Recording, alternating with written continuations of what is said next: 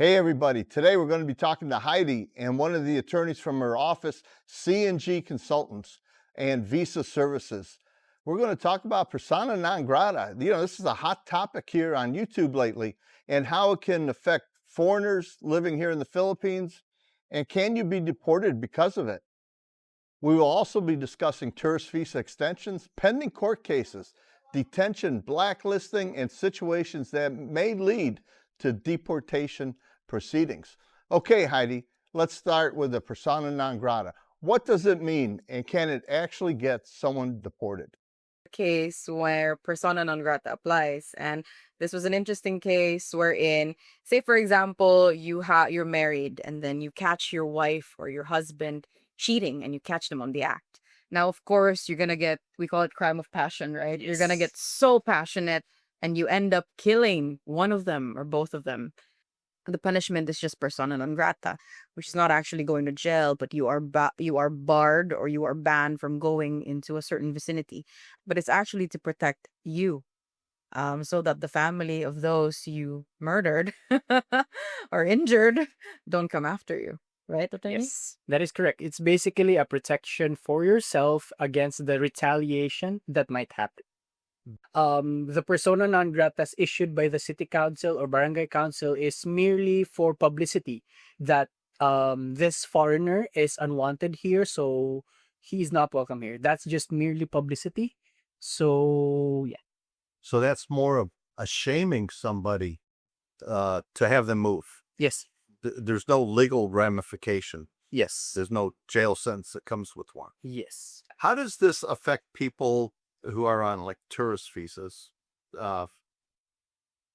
When you go to renew a tourist visa and you've been found not to be wanted in community, does the Bureau of Immigration know this? Do they act upon it? In some instances, yes. However, we have to keep in mind that tourist visa extensions, whether or not you have committed a crime, are always discretionary with immigration officials. So meaning to say, it's not 100% guaranteed just because you pay the money. Immigration always has the right to deny your tourist visa extension, so you would be forced to leave the country. Otherwise, you would be overstaying, and that would create an even more complicated issue with regards to your stay in the Philippines. That's what we always like to remind most of our clients, that correct, it is privilege. So as much as possible, since you are just a visitor here on a tourist visa, be on your good behavior, rather on your best behavior. Is having persona non grata giving the Bureau of Immigration the right to look deeper into your file to decide if they want you to leave, or it has no effect? I mean, like we always say in every video, I always advise our viewers and our clients to always have their tourist visas updated, because if you are late, for example, that's already considered as an overstay, right? So if you don't update your tourist visa, then that does give immigration the right to say, oh, you're in violation of the immigration rules in the Philippines. Now, if you already have a record, like say, for example, a persona non grata, we have this thing called undesirable alien. So an undesirable alien, sorry for calling you guys an alien. If you're an I've been undesirable, called worse. if you're considered as an undesirable alien, that's already grounds. Or it could be like, you're not following the rules of immigration, you're not following the policies of the Philippines, and policies go beyond like the laws, or like what we mentioned earlier, where it's just like a shaming, which doesn't really have a legal grasp to that. So if that's already what an immigration officer might consider as undesirable alien, that could be grounds for you not to be granted your tourist visa extension, because immigration has to protect the Filipinos and of course the country in the grander scheme of things. If you're already doing something that deems you unworthy of being in the Philippines, again, as attorney said, it's a privilege, then yes, they could look deeper into you and use that as something against you. Now let's go say you have a court case against you. A lot of people file charges. Maybe you damaged some property, car accident or something, and you go to file for an extension. Can having a court case pending cause you not to get the extension? Yes. Yes, especially if this court case would order that you are not allowed to extend your tourist visa, and that the court would order that you should be detained, then because we have to consider that if you are detained, you cannot extend your tourist visa because it would be the court holding on to your passport or the authorities, and then you are in jail. So who would extend your tourist visa? No one.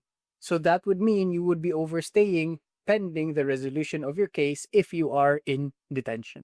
So I think it depends on the gravity of the pending case.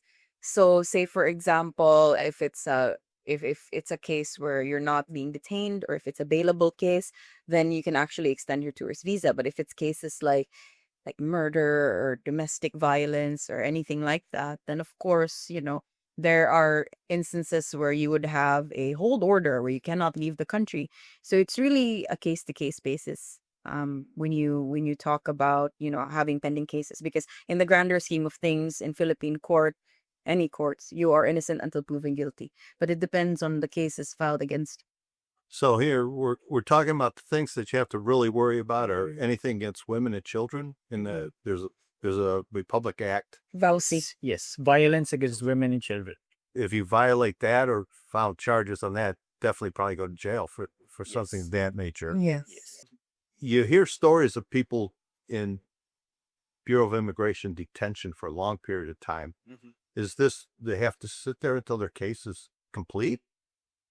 What? Yes, especially in cases where their cases are not bailable.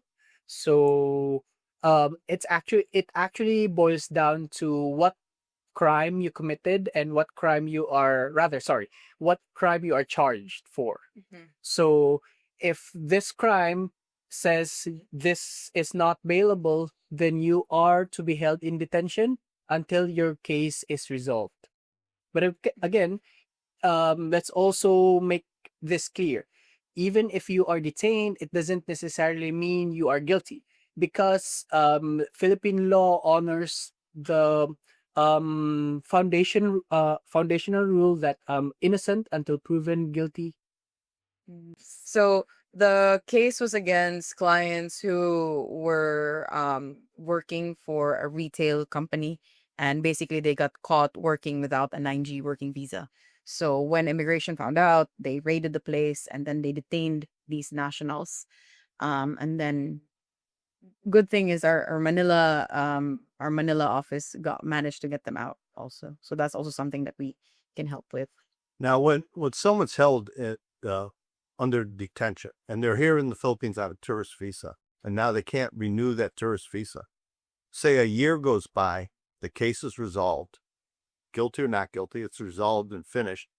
Do they have to pay all that back, fines and fees for the tourist visa, before they can get let out or let out of the country? Yes, that is correct. We've had that case Yes, before. we've had that case before. We've handled it. We've helped, I think, more than 5 clients who've had that case. Where they were detained pending a case, and the cases were a little bit grievous, and so they were detained even when they weren't proven guilty yet, right? So they had a hold order from immigration where they cannot leave the country, and then some of them were in jail for like 5 years. And when they got out, obviously they wanted to fix their immigration status. So what we had to do was we had to get their case files, that their case was dismissed. We had to lift their hold order from the airport, and then we had to file a motion for reconsideration at immigration.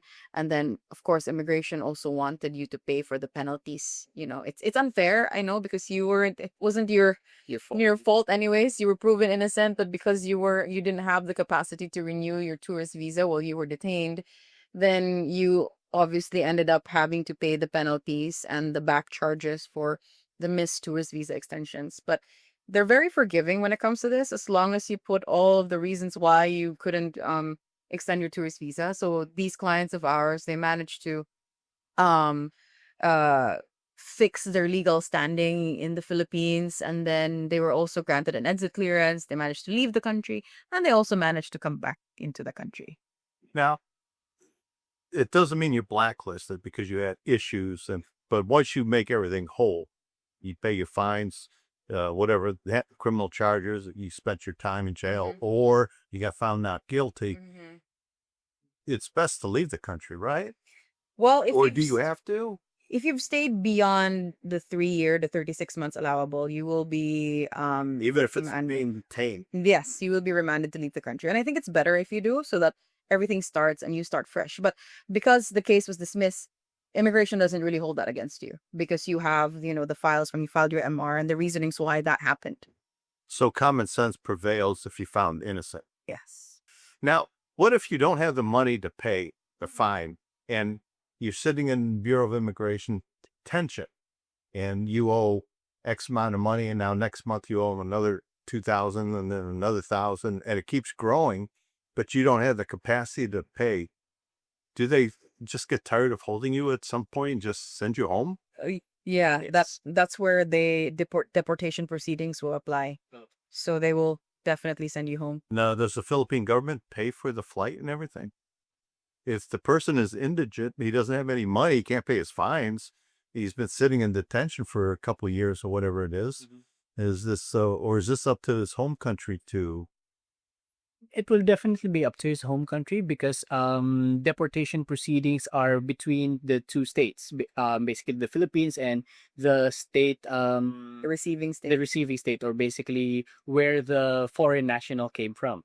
So if it would be agreed upon that the embassy, let's say for example, the U.S. embassy would cover for the overstay or the flights of this U.S. national back to the U.S., then it would be agreed upon. But basically, just keep in mind that once you file for your motion for reconsideration for overstaying, and then you don't have the financial capacity to settle the fees, it would give grounds to immigration, because they're already aware. You filing your MR, they're already made aware that you are overstaying. And anybody finds himself in this kind of situation, and we hope no one does, but more on the minor end of these things. Is this the company they can come to for help? Yeah, Yeah, of course, of course. That's something that we've dealt with. As attorney mentioned, we've had 5 clients that are in these situations, and they've come to us. And we've also had clients who have been detained in Bilibid prison, and because we're partnered with a law firm in Manila, our team already has experience in dealing with these cases. It's more than just a place to get your tourist visa extended. It's a great place to start, become a client, have them renew your tourist visa. But it's when you really need somebody, when you need some help, you can count on them. As Heidi always says, this is the one-stop shop. You've moved. We've moved, yes. They yes. used to be in Robinson Mall. I Yes. used to boast about their place. Now they've moved. Yes. And where are you now? We are in Ayala, across the Starbucks. So, if you guys are ever in Ayala, feel free to drop by our office. We're located. The building is called Insular Building. We're just at the 2nd floor, so you can take the stairs or you can take the elevator. There's a China Bank in the lobby. If you need any services, down below in the description, I have a link to Heidi. You click on that and then send her an email, ask the questions, and the staff will get back to you. Chances are it's going to be Jeff. Yes. We should be in one of these videos at some point. So, yeah, we're going to talk about Jeff's personal life here soon. All right. Thank you, guys. Thanks for your time. Thank you. Thank you.